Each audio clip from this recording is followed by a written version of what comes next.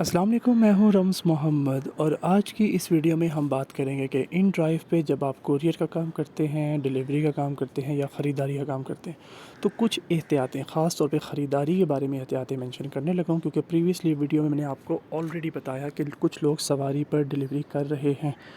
तो उस पे मैंने आपको एक प्रॉपर वीडियो बना के दे दिया है ताकि आप वो चीज़ देख लें, समझ लें और उन तमाम भाइयों तक वो वीडियो पहुँचाएँ जो लोग ऐसी हरकत कर रहे हैं और अपना और हमारा नुकसान कर रहे हैं।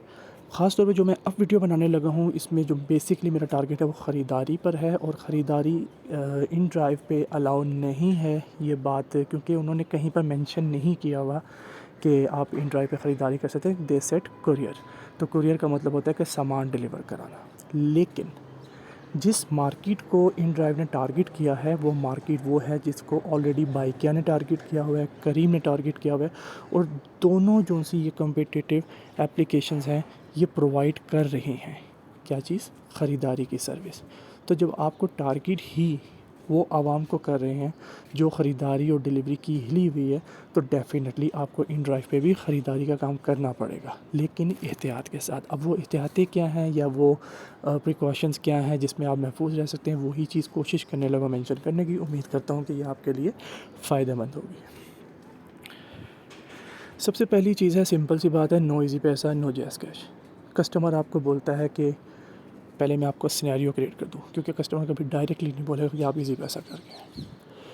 कस्टमर आपको ये कहता है कि आप लोगों ने क्या करना है भाई, एक गोल्ड लीफ की डब्बी ले आना, उसके अलावा 2 ऑलपर्स के पैकेट, 3 चीज़ें और, 4 चीज़ें और, 5 चीज़ें और, ठीक है, ताकि आपको पूरा घुमा दे और आपका ध्यान उन चीज़ों पे लग जाए।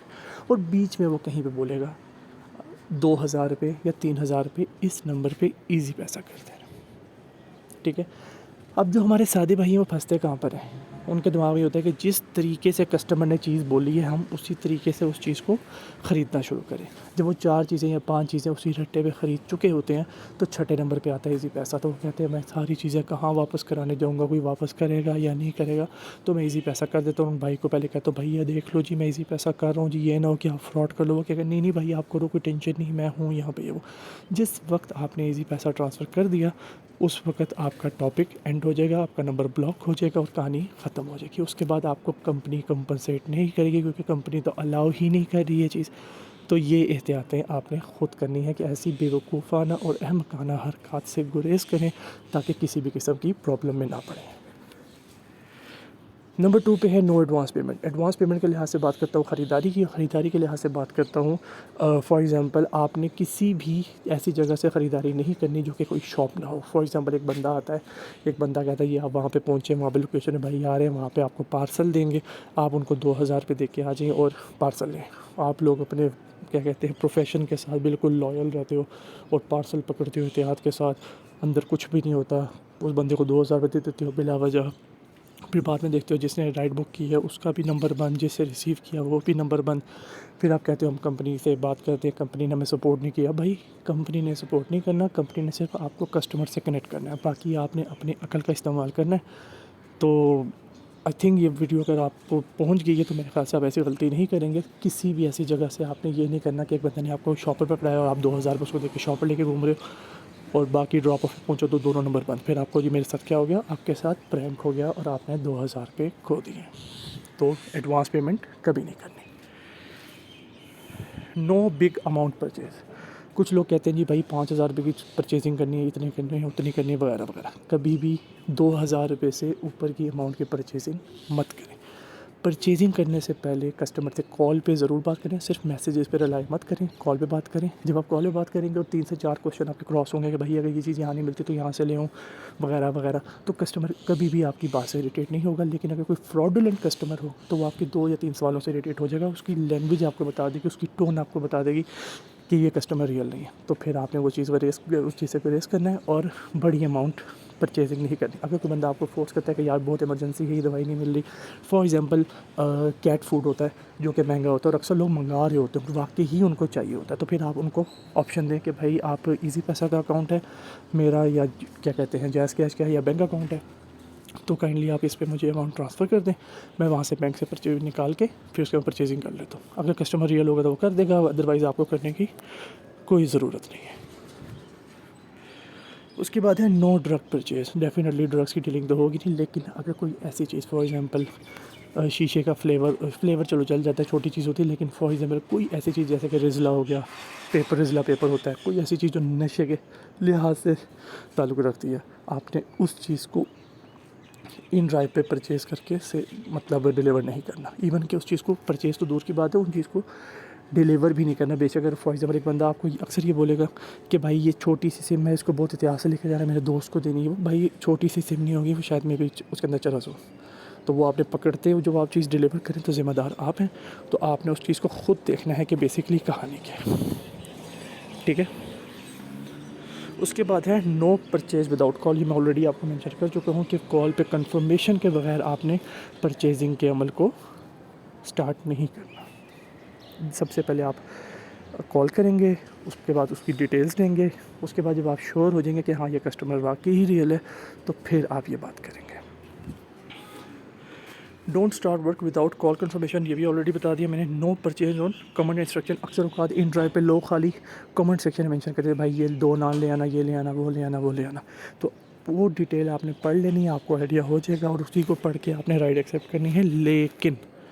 लेकिन आपने राइड स्टार्ट कब करनी है, अपनी जैसे पैसे खर्च करना कब शुरू करना है, जिस वक्त आपने कॉल पे कंफर्मेशन कर ली। Without call confirmation, without talking on call आप कोई भी चीज़ स्टार्ट नहीं करेंगे। डोंट एवर परचेज ऑन सवारी। प्रीवियसली वीडियो में इस पर पूरा टॉपिक बना चुका हूँ। सवारी पे कोई परचेजिंग मत कीजिए, कभी भी मत कीजिए। एक तो आपको किराए का नुकसान है, दूसरा सवारी पे परचेजिंग का ऑप्शन होता ही नहीं है। सवारी पे चुप करके सवारी करें, दूसरे बंदे ने खुद आना जाने का किराया दे, बात ख़त्म।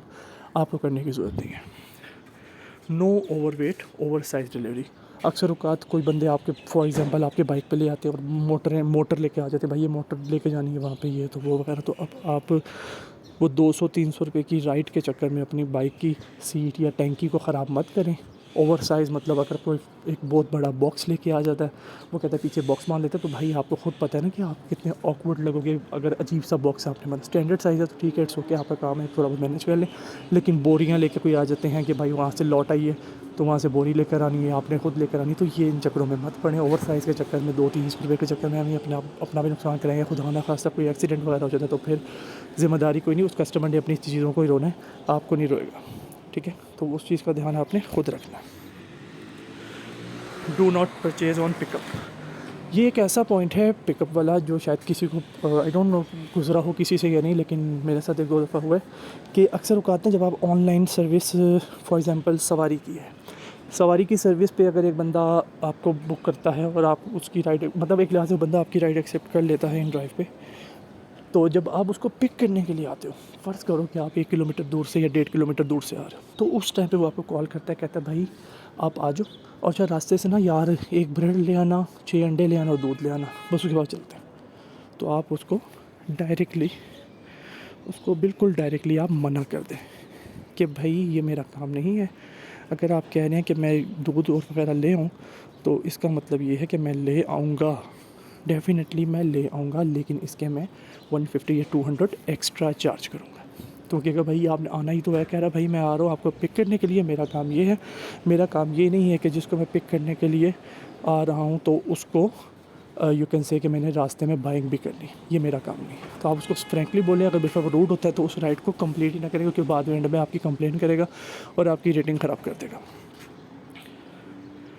चलो जी, ये अगला टॉपिक है इंशाल्लाह, फार्मूला 2 के नाम से एक वीडियो आ रही है आप लोगों के लिए, तो ये इंशाल्लाह इसके बाद आती है। और उम्मीद करता हूँ कि जो आज की कन्वर्सेशन है और आज की जो मैंने आपसे बातें शेयर की हैं, ये आपको मददगार साबित होंगी और आपको कुरियर और ख़रीदारी में ख़ास तौर पे मदद मिलेगी। जज़ाकल्लाह, अपना बहुत ज़्यादा ख्याल रखिएगा। अल्लाह हाफ़िज़।